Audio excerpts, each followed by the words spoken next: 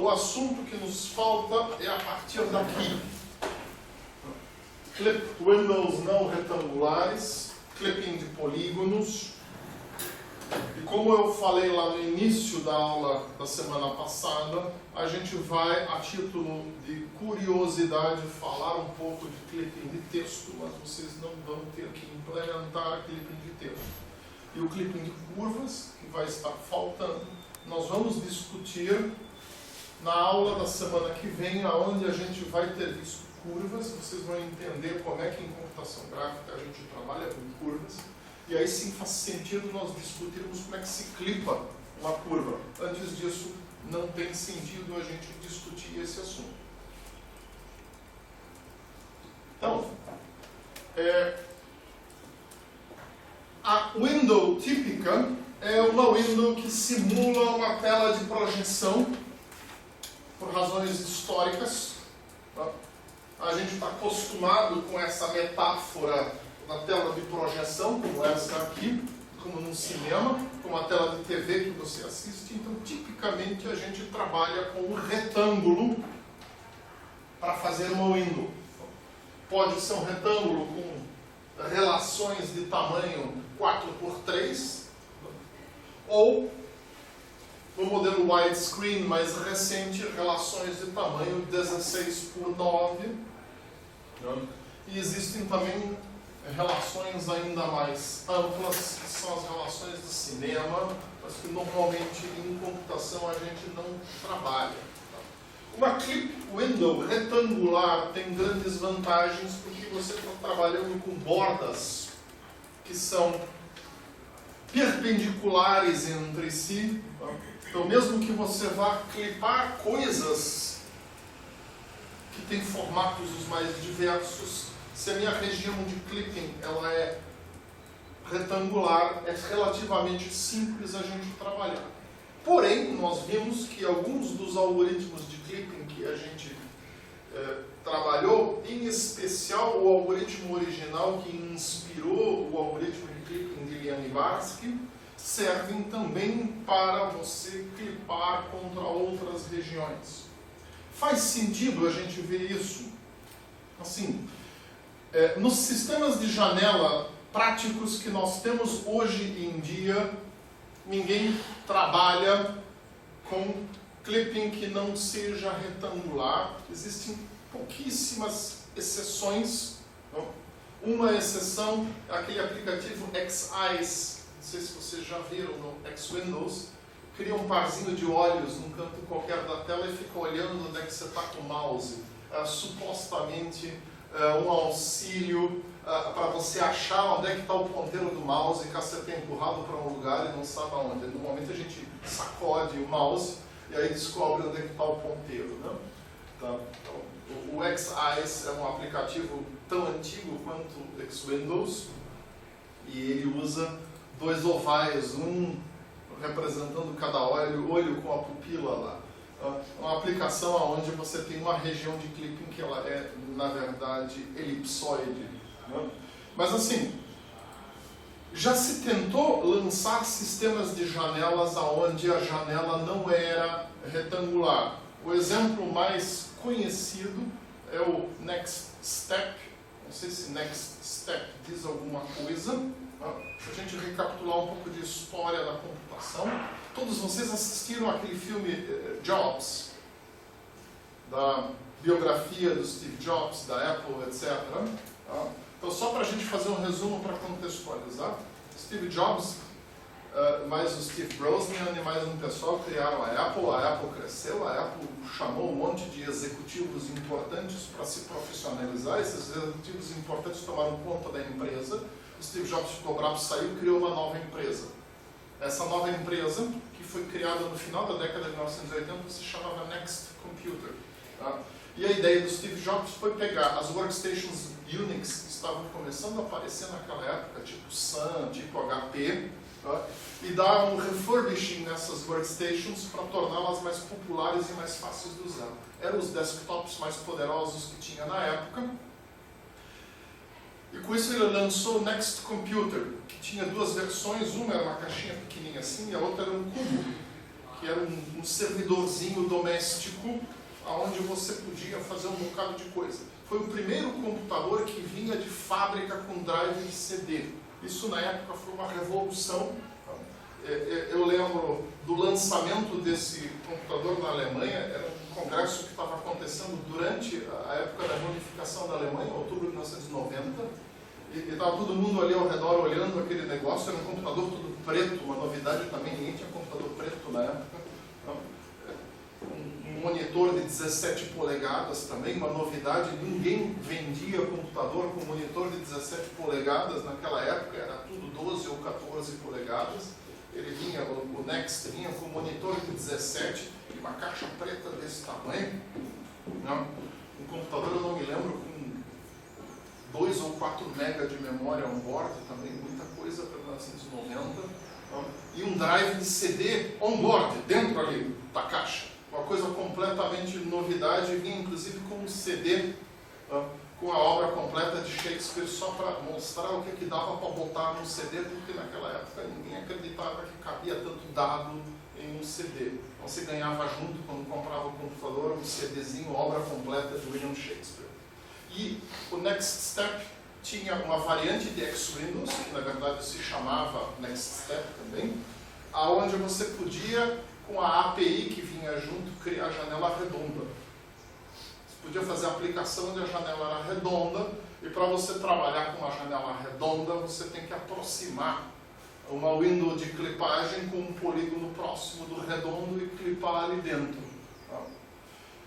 Não pegou, eu não sei de nenhuma aplicação onde alguém usou essa função da API de você criar uma janela redonda, mas por um breve período na história isso existiu. Depois disso a Apple recontratou ou aceitou o Steve Jobs de volta, a Next Computer morreu, o Next Step foi abandonado e ficou um pedaço de história da computação. Eu não sei se a gente consegue ver aqui algum computador desses. Eu vou tentar, eu deveria ter reservado algumas imagens. É assim, NEXT Computer. Aqui. A famigerada janela redonda eu não consegui achar como exemplo em lugar nenhum. Pelo menos até hoje. Mas tinha, eu vi. Vocês têm que acreditar em mim. Então era isso aqui. Tinha um processador Motorola 68020, se eu não me engano, ali. Um negócio rodando 68020, se eu não me engano, é 15 MHz, alguma coisa assim. Um bocadão de processamento para a época também. Mas é isso daí. Então, em meados de 1990, isso estava sendo lançado ao público. Ele tinha sido anunciado já um ano antes, em 1989. O monitor era 17 polegadas VGA, 640 por 480. Também uma novidade, uma máquina que vinha de fábrica com VGA. O pessoal na época usava CGA, que era... CGA não era. EGA, que era 600 por 400, se eu não me engano, 640 por 400, 640 por 400, eu acho. Então essa é a versão mais poderosa, o Next Cube, e essa a versão mais baratinha. Observa o caixotão, que é um monitor de 17 polegadas. Aqui a gente não vê muita coisa, a imagem é pequena. E de qualquer forma, isso aqui é um desenho, não é... obviamente o monitor é preto e branco, tá? É fósforo branco. Tá? Então isso só para a gente abrir um parênteses de história da computação, para a gente colocar o seguinte, tá? Uma clip window não retangular, não é uma coisa tão fora da casinha, já existiu. Tá? Como produto, inclusive, não foi um grande sucesso comercial, mas existiu. Então, tá? O que você pode fazer se você vai trabalhar com polígonos não retangulares? Tá? Se eles forem convexos, você pode trabalhar com Lian-Barsky modificando o algoritmo de Lian-Barsky de forma a ter, a princípio, mais equações, as quais vão ser usadas, uma para cada borda. Tá? Então, essa questão não é muito difícil de fazer. E se a gente for pensar, bom, e uma janela redonda, como é que eu faço? Eu vou ter que aproximar com um polígono com suficientes arestas aqui, para que ao olho essa janela pareça redonda. Se a minha resolução gráfica é 640 por 480, isso é uma coisa que não é tão difícil da gente fazer. Não?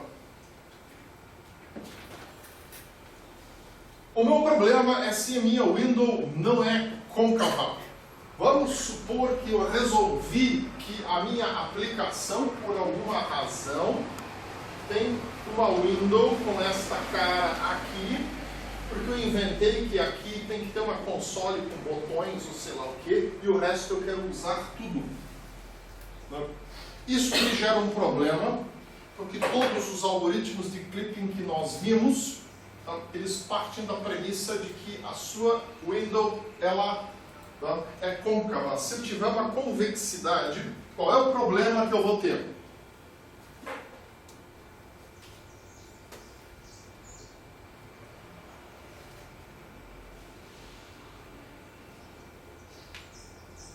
Tá, agora repete alto para a gente ouvir. Não, tá. Imagine o seguinte. Se eu tenho isso daqui, eu posso ter o seguinte problema.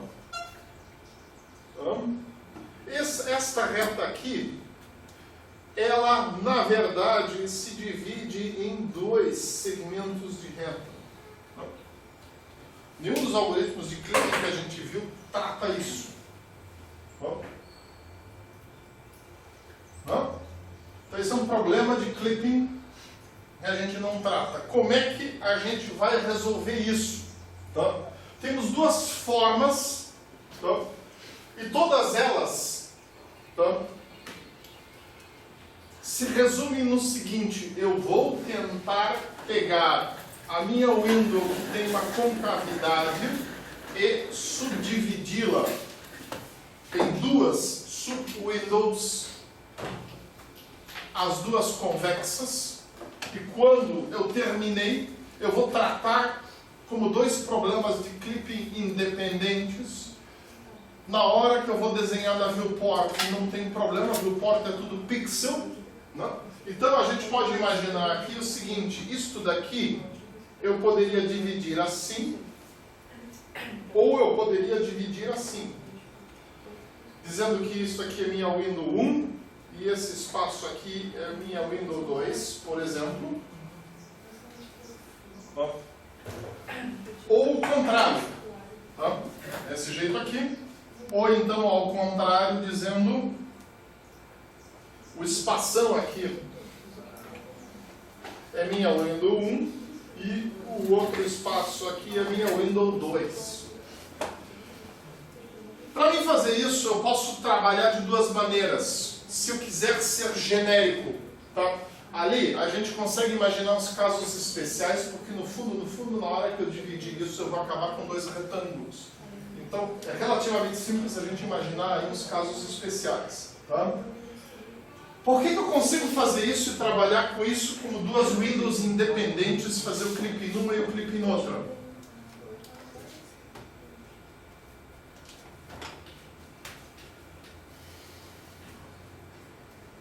Vocês todos precisam tomar um motor de arranque de manhã, assim, cafezão com uma colherada de guaraná dentro para vocês chegarem com o cérebro funcionando. Gente, por que eu consigo sem problemas trabalhar com isso como duas windows independentes aqui?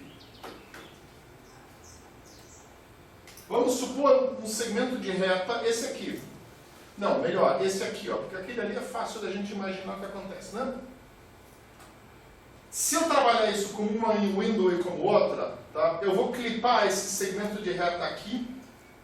Isso aqui é um pedaço que vai ser mandado para a viewport a partir do resultado de clipping daqui, e isso aqui vai me gerar um outro pedaço que vai ser mandado para viewport a partir daqui. Não tem problema, porque isso aqui vai ser discretizado como uma coleção de pixel e isso aqui como outra coleção de pixel. Os dois vão se encontrar aqui, a não ser que o meu algoritmo seja muito inexato e as coisas se desencontrem aqui, mas isso é improvável, não?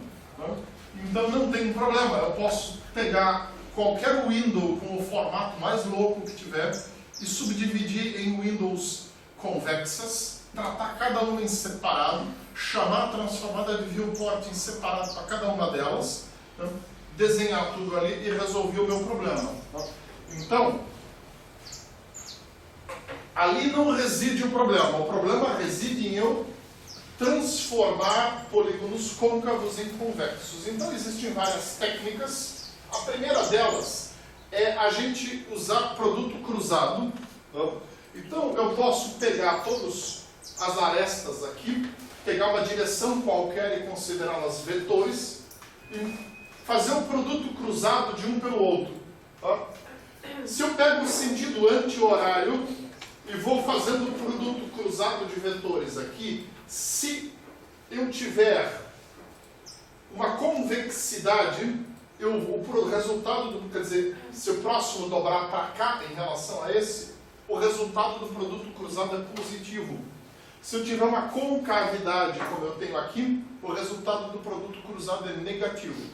Então a única coisa que eu tenho que fazer aqui é fazer sequências 2 a 2 de produtos cruzados para identificar, tá, aonde que eu achei, tá, um produto negativo, e aonde eu tiver o negativo, eu simplesmente pego e estendo este vetor até ele cruzar qualquer outra das bordas aqui.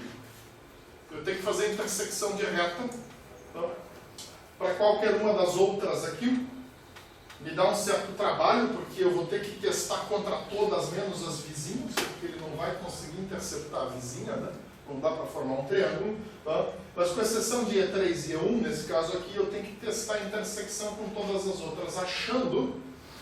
Eu subdividi isso aqui em 2 polígonos convexos. Aí eu uso um como a clip window 1 e o outro como a clip window 2. Neste meu caso aqui, tá, o resultado da divisão seria este daqui. Ó. Eu vou por aqui e aqui, ao multiplicar isto por isto, eu encontro um resultado negativo e a minha divisão seria essa daqui. Então a minha window 1 seria de cima e a minha window 2 seria de baixo. Pronto. E aí a gente pode trabalhar com isso sem problemas, aplicando essa regra geral. Tá? A outra forma é mais simples. Tá? É o método da rotação para identificar onde está a concavidade. Ele é legal porque esse método é visual. Tá? E ele já me dá o ponto de intersecção também, por isso ele é legal. Eu simplesmente pego a minha window e eu vou girando, sempre fazendo uma aresta cair sobre o eixo X. E aí eu verifico se algum dos vértices é negativo.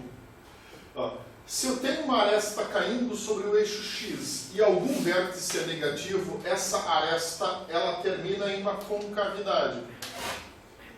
Então, a única coisa que eu preciso ver agora aqui é aonde que esse polígono cruza para o X. Então é só pegar qual é a aresta que vai ter pontos com Y, um ponto com Y positivo e o outro ponto com Y negativo, e achar o ponto de Y0 dessa aresta. Eu não preciso comparar contra as outras.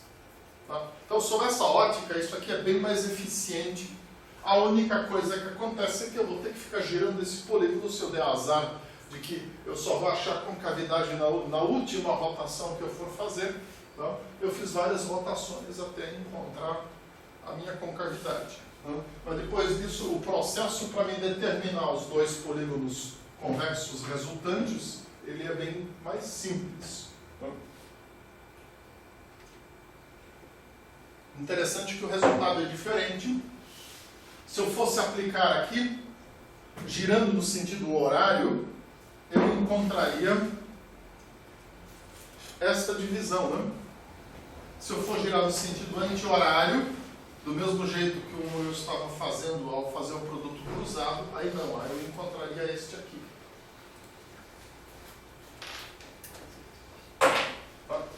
Então, isso aqui é cultura geral para vocês, eu não vou pedir a vocês que implementem isso. Nós vamos trabalhar com windows com portadas retangulares. Tá?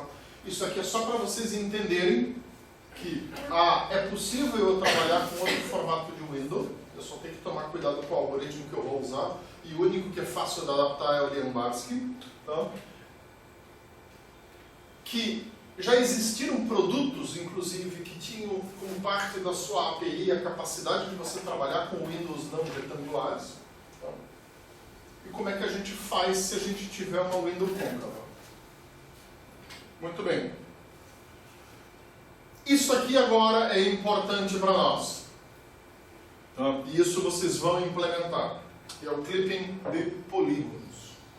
Então, o polígono ele é diferente do segmento de reta quando eu considero o clipping dele contra uma window retangular, tá?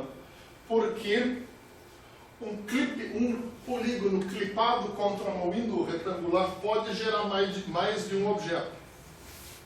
Tá? Então, as técnicas, como vocês estão vendo aqui, né? Se eu achurar isso, fica óbvio que são dois objetos. A não ser que eu considere esse pedaço aqui como um istmo ligando as duas coisas com área zero. Não é impossível. Eu posso me permitir ter pedaços do polígono onde as duas arestas são colineares e a área é zero. Tá? Então, para a gente resolver esses problemas, foram desenvolvidos algoritmos específicos para fazer clipping de polígono, de maneira que o tratamento dessas coisas seja automático. Eu posso clipar um polígono de uma forma simples, quando simplesmente uma aresta da window cai sobre ele. Eu posso clipá-lo quando um canto da window cai sobre ele. E eu tenho essa situação aqui onde o polígono mesmo tem concavidades e ele é dividido em pedaços. E eu tenho que entender como é que eu vou resolver esse problema para que eu não acabe com dois polígonos, tá? Depois perca a semântica do meu objeto. Então, nós vamos ver dois algoritmos para a gente resolver isso daí.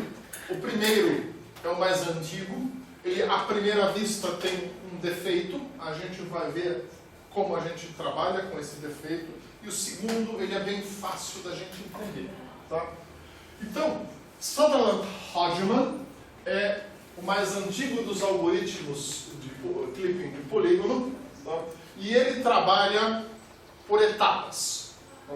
Nós vamos clipar contra cada uma das bordas da window, tá? Vamos gerar um polígono intermediário, e aí nós vamos pegar a próxima borda da window e vamos fazer a clipagem e assim por diante. Tá? Então, como é que a gente trabalha aqui? Nós temos um polígono, por exemplo, nesse exemplo aqui, eu vou começar clipando à esquerda e vou gerar esse polígono intermediário resultante.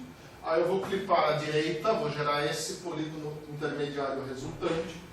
Aí, sei lá, vou clipar por baixo e depois eu vou clipar por cima. Bom, como é que a gente faz isso? Então, nós temos basicamente 4 casos, tá? E a ideia é passar cada par de vértices adjacentes do polígono a um clipador de linhas. Então, nesse ponto, esse algoritmo ele é interessante porque ele é modular, ele não vai fazer ele mesmo o trabalho. Tá? Ele simplesmente vai pegar os segmentos de reta que compõem o polígono, tá? E nós vamos, segmento por segmento, passar a um clipador. E a gente vai criar novos pontos num novo polígono, que é a versão clipada do polígono antigo. E eu tenho 4 casos. Tá? No caso de fora para dentro, tá? Eu vou guardar o ponto final e eu vou gerar um novo ponto inicial. No caso de dentro para dentro, eu vou salvar, aqui já está salvo, eu vou salvar esse novo aqui.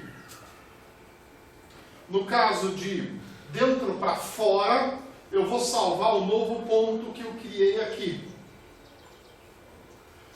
Quando eu tenho fora para fora, eu não salvo nada. E quando eu terminei, eu vou ter o quê? V1 linha, V2, V3, V3 linha. Onde V3 linha e V1 linha não estão conectados. Então, a finalização do algoritmo é conectar os dois pontos que estão desconectados. E com isso eu tenho o meu novo polígono. Que é isso daqui. Tá? Então, basicamente a coisa funciona assim. Cada vez que a gente vai fazer essa clipagem, então, a gente gera um novo polígono com um outro vértice. Tá?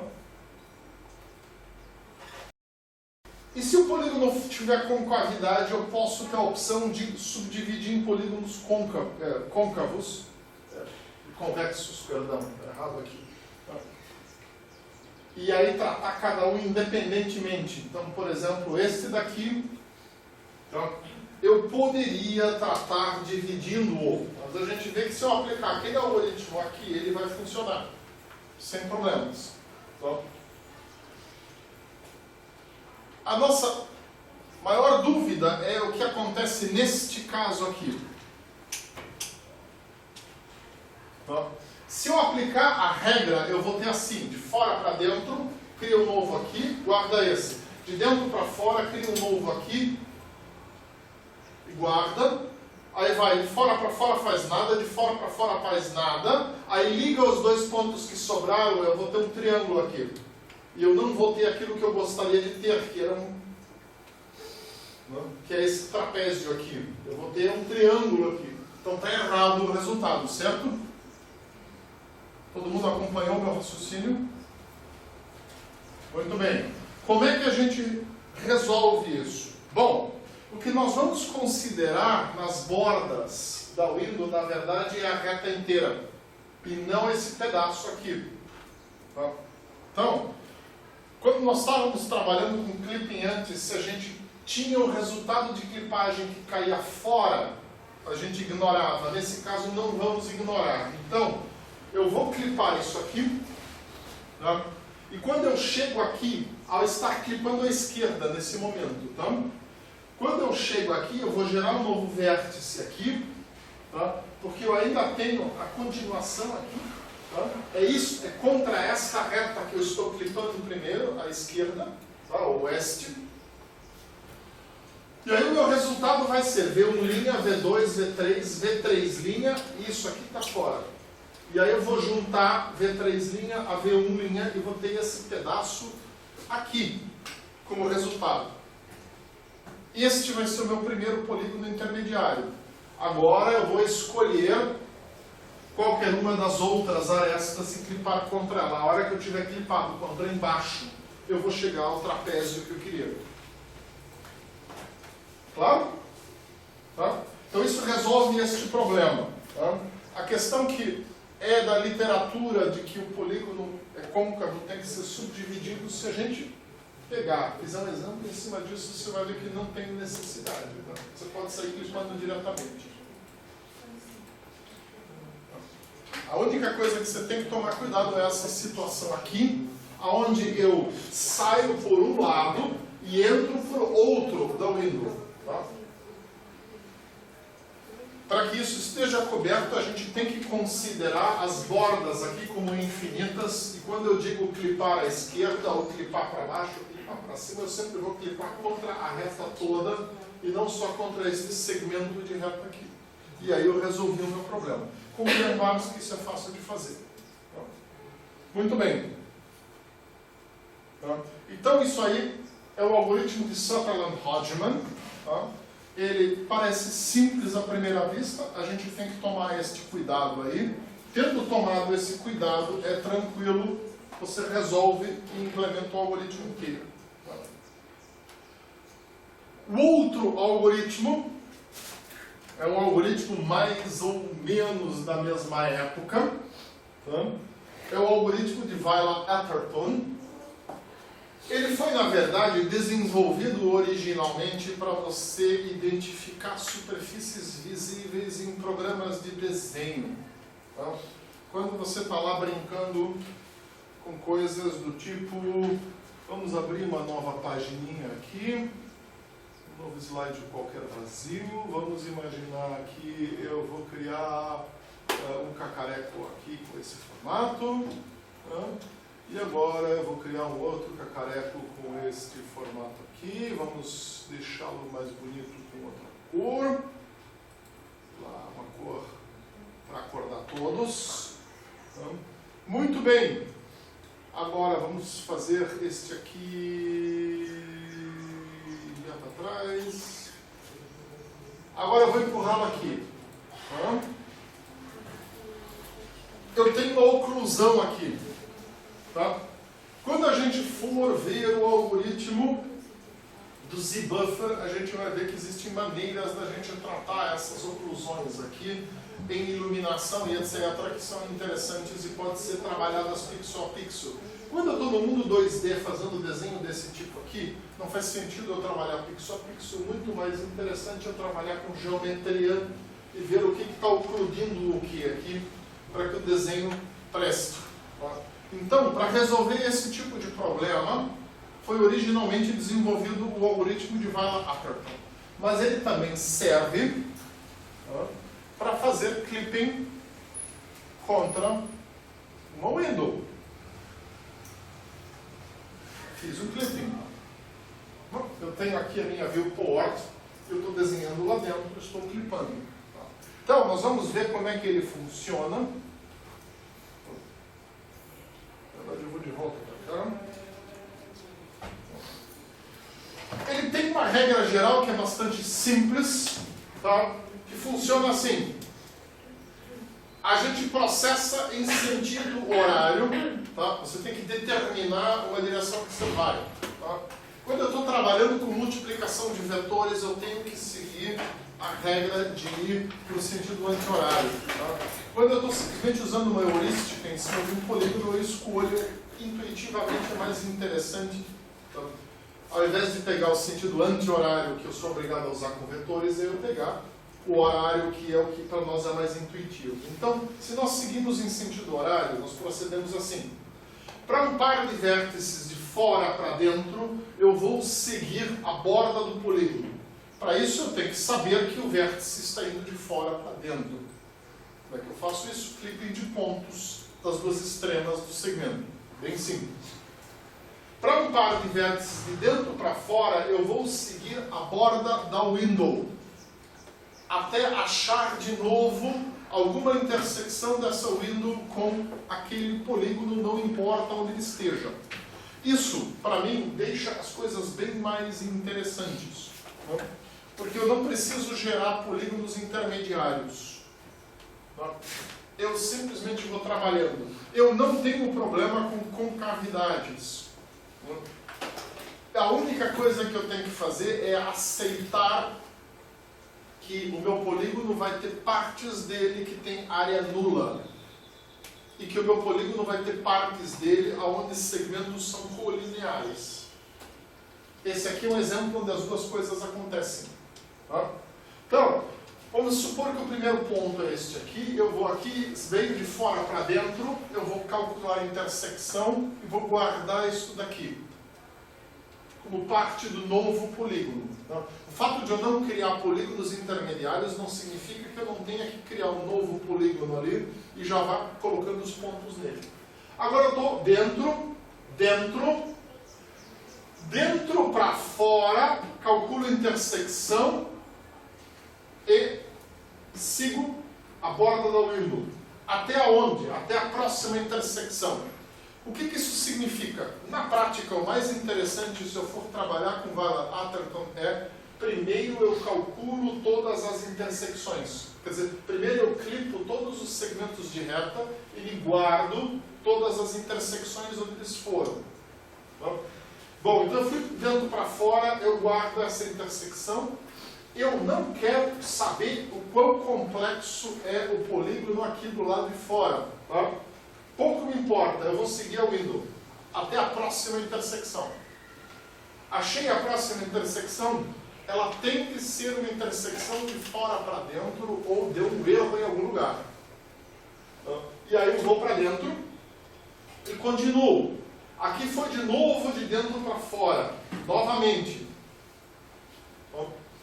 Sigo a borda da window. Para que lado? Eu posso acompanhar por fora e ver qual é o próximo ponto a esse. Então eu tenho que seguir para cá. Não vamos fazer a besteira de fazer isso. Tá? Importante. Não? Aqui eu vi de lá para cá, agora daqui eu vou daqui para cá. Tá? Então é importante eu ter um look ahead, eu saber qual é a próxima intersecção para onde eu tenho que ir, porque ela não necessariamente está na mesma aresta. Tá? Se eu pegar esse negócio aqui, por exemplo, e empurrar isso aqui para cá, tá? Eu posso ter um ponto de intersecção aqui. Vamos ver se eu consigo fazer isso com esse desenho aqui. Não sei se vai ser possível, se dá para dividir isso aqui. Dá. Ó, tá? Ignorem no momento os pontos. Tá? Os pontos ficaram ali perdidos no espaço. Tá? Mas isso também não faz diferença. Se eu aplicar o algoritmo aqui, ó, tá? A hora que eu saio aqui, tá? A minha entrada está aqui, ó. Eu tenho que ir aqui e aqui, não é? Tá? Então eu preciso saber onde é que está o ponto. Então quando eu saio aqui, eu crio um ponto, eu guardo um ponto, percorro aqui para saber onde é que entra, boto isso aqui como meta e vou por aqui até esse lugar.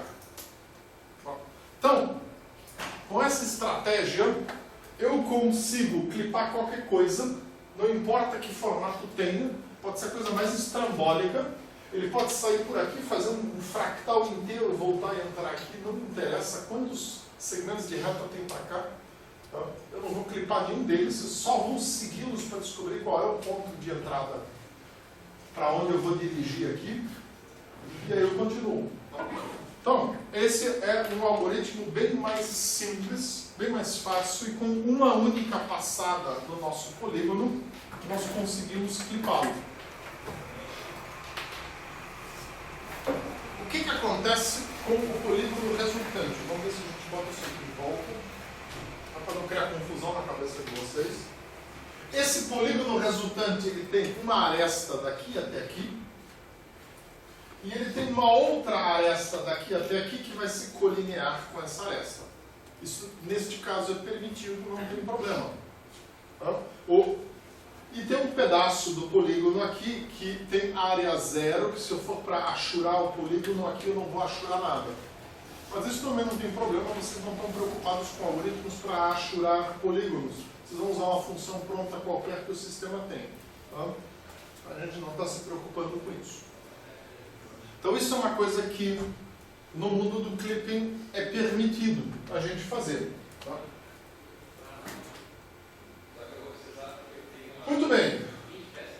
Para o clipping de curvas, a gente vai trabalhar com casco convexo e depois com refinamentos sucessivos. Isso aqui a gente vai ver depois da aula de curva. O clipping de texto tem várias maneiras de você fazer. Tá?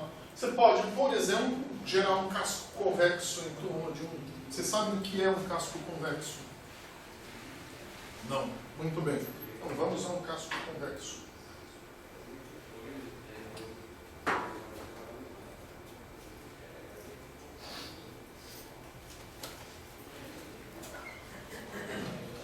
Existem dois tipos de casco convexo.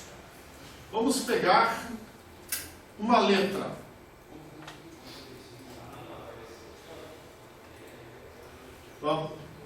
Que aqui a gente exemplifica da melhor forma.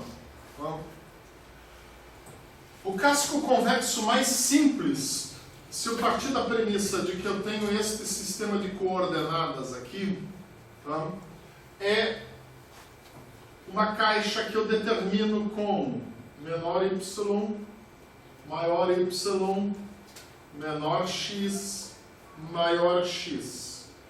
Tá? Então, um casco convexo retangular, onde as bordas do casco convexo são paralelas aos eixos, tá? É simplesmente uma caixinha definida por menor y, menor x, maior y, maior x. o que cai aqui dentro é o que está dentro do casco convexo. Como é que eu clipo com o casco convexo desse tipo? Eu faço um all-in-one. Eu simplesmente vejo. Estes dois pontos estão dentro da window, então eu desenho essa letra. Um ou os dois destes pontos estão fora da window, eu simplesmente não desenho essa letra. Então, se a minha window passa, por exemplo, por aqui, tá? Um dos pontos caiu fora, o outro caiu dentro. Eu simplesmente não desenho a letra inteira. Tá? Essa é a forma de trabalhar com casco convexo. Essa é uma técnica que a gente usa também para detecção de colisão. A gente vai falar um pouquinho disso mais lá na frente. Em animação, por exemplo, para você, de uma forma fácil, saber se o seu ogro encostou no seu bruxo. Você pode refinar o casco convexo dizendo o seguinte: o meu casco convexo ele é um polígono onde o tamanho máximo da aresta é esse daqui. E aí, eu começo num ponto qualquer e uso o seguinte algoritmo. Vamos em sentido horário ou anti-horário, pegando uma reta. Eu vou pegar essa reta até ela encostar aqui. E aí eu desenho aqui até encontrar um vértice, pego de novo uma reta que está aqui e eu vou girando até ela encostar. Vou de novo aqui até no fim, gero uma nova reta para lá, eu vou girando ela até ela encostar em alguma coisa e encostou aqui. Com isso eu gerei um casco convexo que é triangular, e aí eu clipo esse triângulo. E se o triângulo cair todo dentro da window, eu desenho a letra. Se o triângulo não cair, eu não desenho a letra. Tá? E isso você pode fazer para letras individualmente, como pode fazer para um texto inteiro. Tá? O casco convexo é uma coisa que em processamento de imagens, ele passa a ser útil para a gente definir uma série de coisas quando a gente está querendo identificar coisas numa figura automaticamente. Então, aqui o caso é para simplificar o processo de clipagem. Tá? A gente pode também ir adiante em fontes de bitmap ou fontes vetoriais. Eu posso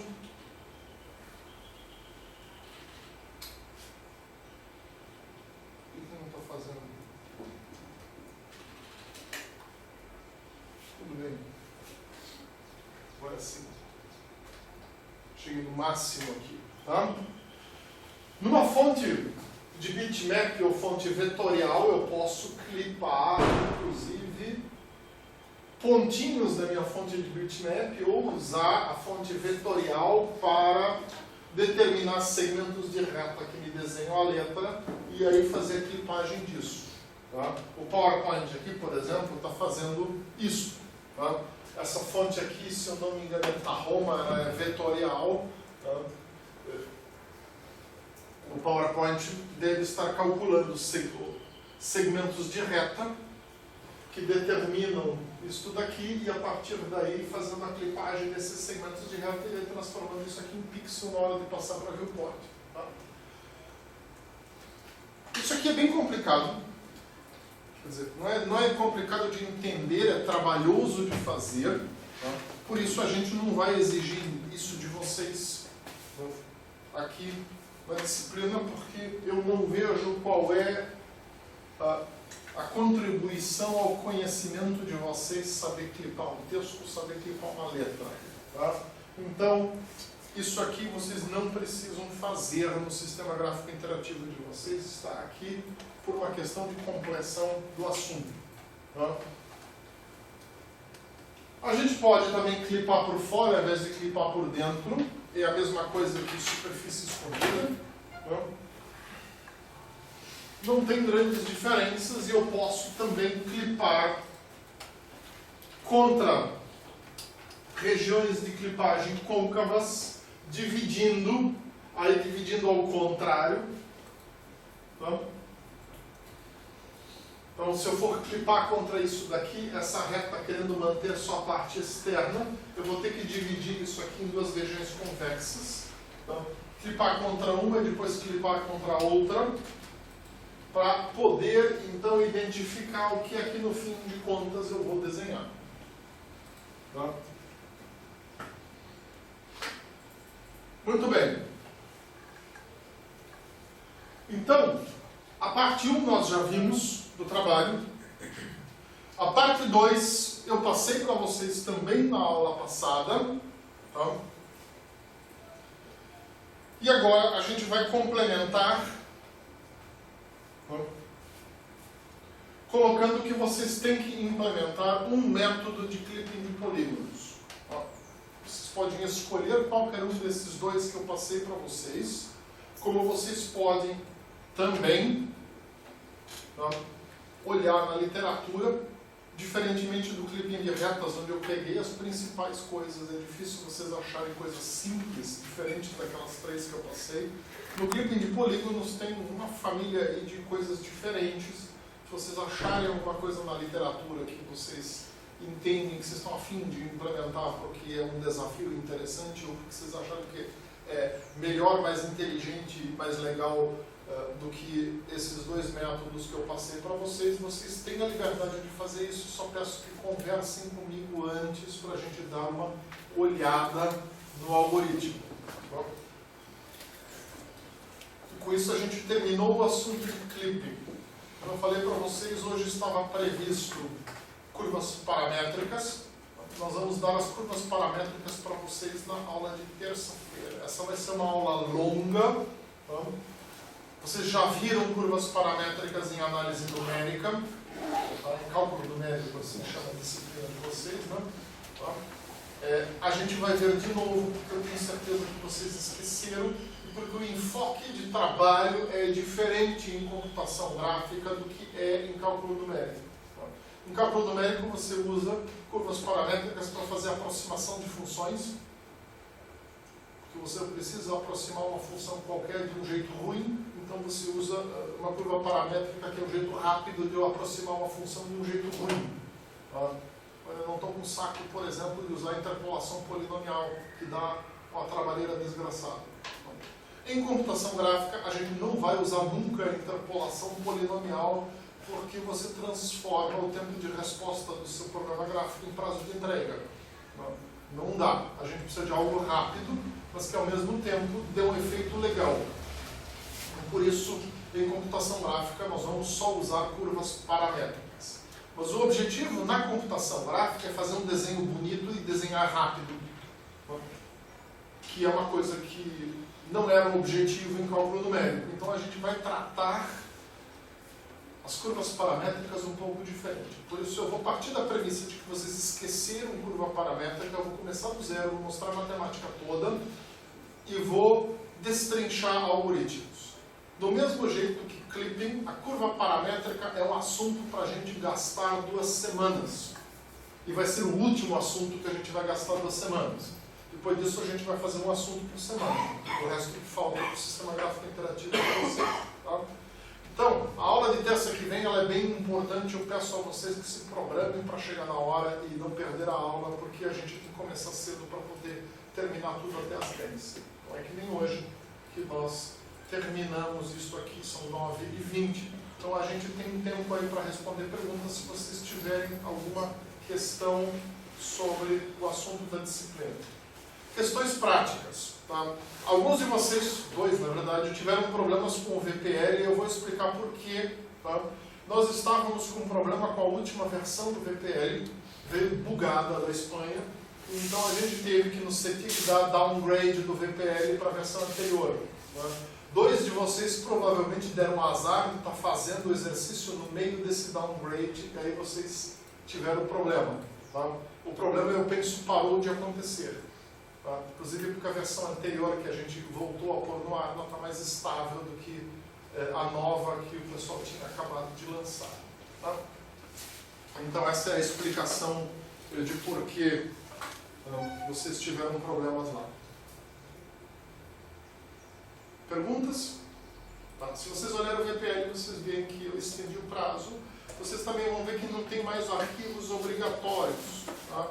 Aqueles arquivos de código-fonte de lista que eu tinha colocado como obrigatórios lá no começo, eu não estou colocando mais, porque eu estou partindo da premissa assim. Vocês já fizeram o display file de vocês, o display file de vocês já está usando aquelas classes lá, eu não preciso mais pôr, vocês mesmos vão colocar. Tá? Mas continua sendo obrigatório aqui. A princípio, a classe lista que você está usando ela é derivada da classe que a gente colocou, então não tem como você não usar. Né? Só que fica sob sua responsabilidade de colocar o código-fonte lá. Certo? Então, se vocês não têm mais nenhuma pergunta, a aula terminou.